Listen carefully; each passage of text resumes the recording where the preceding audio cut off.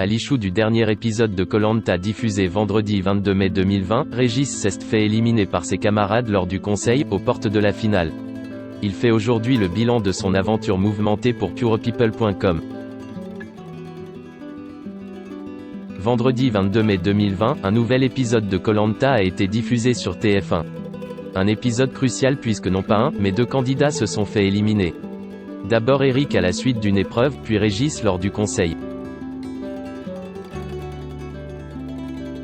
Alors qu'il pensait être sauvé, Claude a retourné la situation en usant de ses deux votes contre lui. Il s'agissait là d'une revanche assumée après que Régis s'est joué de Jessica et Tehayura, alliés de Claude. Interview. Vous êtes éliminé aux portes de la finale, qu'est-ce qu'on ressent à ce moment-là? J'étais très en colère parce qu'il y avait vraiment deux places que je ne voulais pas, c'était partir lors du premier conseil et partir au dernier. On se dit qu'on a fait tout ça pour rien, donc j'étais très en colère contre moi-même, en fait. Même si ça s'est retourné contre Claude, je suis en colère contre moi parce que j'ai passé mon temps à dire à mes camarades de l'aventure qu'il fallait se méfier de Claude et j'ai laissé mon sort entre ses mains comme un imbécile et avec le résultat qu'on connaît.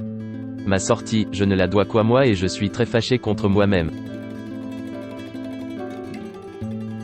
Considérez-vous le double vote de Claude contre vous comme une trahison?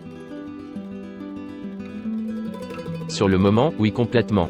Il m'avait assuré hors caméra qu'il ne voterait pas contre moi, donc moi j'ai pris pour argent comptant ce qu'il m'a dit. Mais je suis très bien placé pour savoir que dans Koh-Lanta, les promesses valent 2 minutes et qu'après, elles sont déjà parties. Et moi, j'ai fait confiance, c'est de ma faute. Vous dites ne pas comprendre le point de vue de Claude, qui vous élimine pour venger Tehayura et Jessica. Avec le recul, comprenez-vous mieux sa réaction? Plus pour Jessica que Tehayura parce que je pense qu'il était bien content qu'on se charge d'éliminer Tehayura, qui était un adversaire extraordinaire pour lui. Après, ça fait partie du jeu. On peut trouver ça injuste, mais ça fait partie du jeu. Lui en voulez-vous encore aujourd'hui? Non, une fois que l'émission s'est terminée, quand j'ai revu Claude, la première chose que je lui ai dite, c'est que sur le moment, j'étais très en colère contre lui, mais il n'y a pas de haine, je ne lui en veux pas. On s'est pris dans les bras et puis retour à la vie réelle tout simplement. En voulez-vous à vos camarades ex-jaunes, Naoil et Alexandra, d'avoir voté contre vous lors de ce dernier conseil? Alexandra, ça se jouait entre elle et moi, donc forcément, elle n'avait que sa peau à défendre, et puis Naoil a fait son choix en son âme et conscience. Je ne peux pas lui en vouloir pour ça. On savait qu'on aurait un choix à faire, ce qu'on n'avait pas prévu, c'est que le rouage Claude se mette entre nous 5. Il aurait fallu l'éliminer avant, on aurait dû réfléchir autrement. Vous vous êtes à 2 reprises joué de Jessica. Pourquoi? Était-ce prémédité? La première fois où on tombe sur les binômes, j'étais l'émissaire jaune. De par ma position, j'étais capable de savoir si Tehayura et Charlotte avaient un collier donc il fallait faire du bluff sur ce coup-là parce que l'idée c'était de faire croire à Jessica qu'elle et moi étions en danger. Et donc d'orienter les votes pour faire sortir les colliers et ainsi éviter l'élimination d'Eric et Alexandra. Mais sur le deuxième coup, ce n'était pas du bluff. Justement avec l'épreuve des binômes, j'ai découvert Jessica, on n'avait jamais parlé plus que ça, et lors de cet épisode qui a duré 3 jours, on a beaucoup discuté et j'ai découvert une vraie belle personne. Elle m'a raconté un petit peu sa vie qui n'a pas toujours été simple. Et donc j'ai un vrai affect pour Jessica à ce moment-là. Quand je lui tape dans la main, il n'y a pas d'arrière-pensée. Vous aviez confié avoir changé Davis et voté contre Jessica après une dispute à propos du feu. Mais cette nuit-là, Jessica vous a vu discuter avec Moussa. Votre changement de vote n'était-il pas déjà acté au réveil? Dans la nuit, je discute avec Moussa et je lui dis que je ne veux pas éliminer Jessica, je reste sur Alexandra. Et lui me dit fais ce que tu veux, par contre ne dis pas aux filles que tu me l'as dit, je ferai comme si je ne savais pas. Et le lendemain, on se réveille et le feu est éteint. Ça a été l'événement de la journée. À un moment donné, Jessica dit aux autres alors que je ne suis pas là, je suis sûr qu'il a fait exprès pour me mettre dans le dur.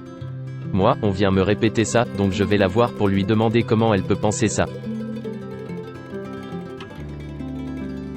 Surtout avec le précédent Joseph. Quand on le voit à la télé, c'est très drôle, mais de la manière dont on nous l'a raconté, c'était loin d'être drôle. Donc pour moi, c'est presque une insulte et je lui dis écoute, si t'es capable de penser ça de moi, c'est que tu n'as rien compris à qui j'étais. Donc désolé, je voterai contre toi au conseil. Quand on part au conseil, elle sait que notre accord ne tient plus. Si vous aviez la possibilité de changer certains de vos choix dans l'aventure, le feriez-vous? Si oui, lesquels?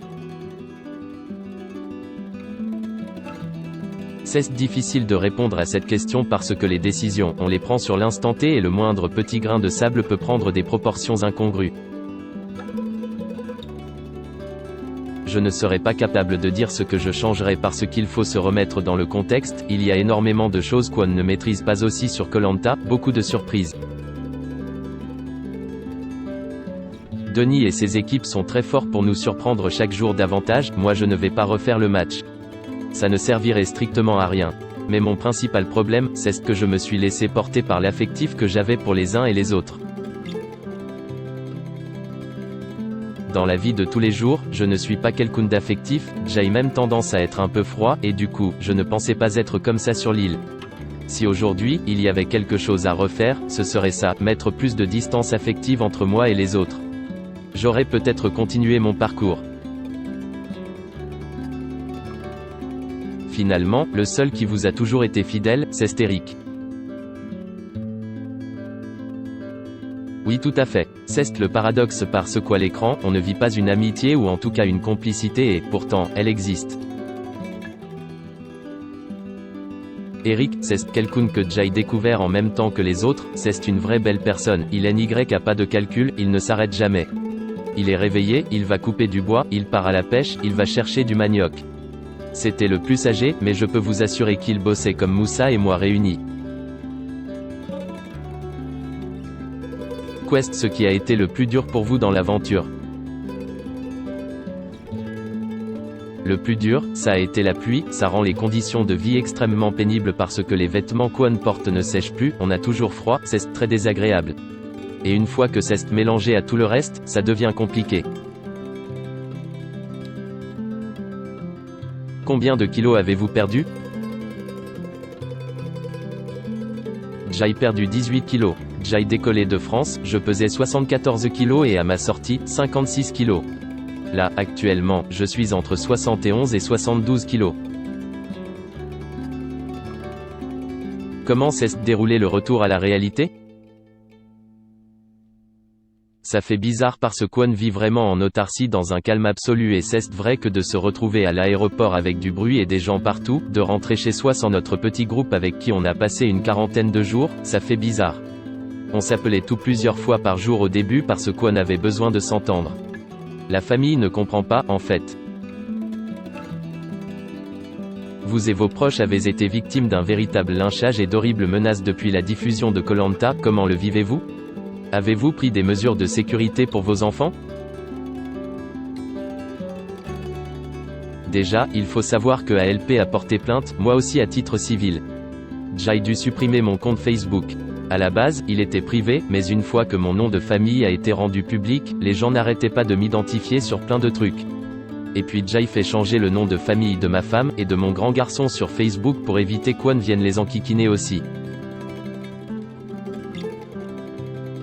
Cette période doit être particulièrement éprouvante. Pour être totalement transparent, ça ne donne pas confiance en l'esprit humain. C'est un jeu, nous-mêmes, entre candidats, on le sait, dès que les caméras s'éteignent, on s'embrasse tous, on s'explique, parfois de manière très franche, mais ça s'arrête là. Et voir autant de haine en ressortir, ce n'est pas évident. De m'envoyer des messages d'insultes sur mon compte Instagram @re_Giskolanta, ça fait partie du jeu, ce n'est pas grave. Mais là où ça devient franchement compliqué, c'est quand les gens font des recherches pour savoir mon nom de famille, mon métier et mon lieu de travail, font des captures d'écran de mes enfants et publient tout ça sur Twitter avec des mots dégueulasses. Là, on franchit un cap qui n'a rien à voir avec le jeu. Moi, je n'ai fait du mal à personne, j'ai juste joué un jeu. Regrettez-vous votre participation à cause de toutes ces attaques? Je n'ai pas fait de la télé. J'ai participé à une aventure. Si j'avais vraiment fait de la télé, j'aurais fait les choses autrement peut-être, mais je ne me suis pas intéressé aux caméras. Mais effectivement, ça gâche un peu le truc, parce que quand on regarde un épisode, ma femme, quand je dis quelque chose, c'est que ce sera mal interprété et Kwon va prendre cher derrière sur les réseaux, donc elle angoisse et ce n'est pas le but. Après, je n'ai pas à regretter ce que j'ai fait, mais c'est plus dur à vivre pour la famille. On a appris par votre employeur GoSport que vous avez quitté l'entreprise. Y a-t-il un lien avec les menaces dont vous êtes la cible sur les réseaux sociaux? Pas du tout, j'ai quitté GoSport quelques mois après mon retour en France. L'aventure permet de prendre énormément de recul sur soi, sur sa famille et de se rendre compte de ses priorités. Je suis quelqu'un qui travaille énormément et, en étant loin de ma famille, je me suis rendu compte que j'ai fait passer mon travail en priorité pendant de nombreuses années. Et à mon retour, je n'ai plus voulu leur imposer ça et j'ai changé d'enseigne tout simplement. Mais ça n'avait rien à voir avec les menaces.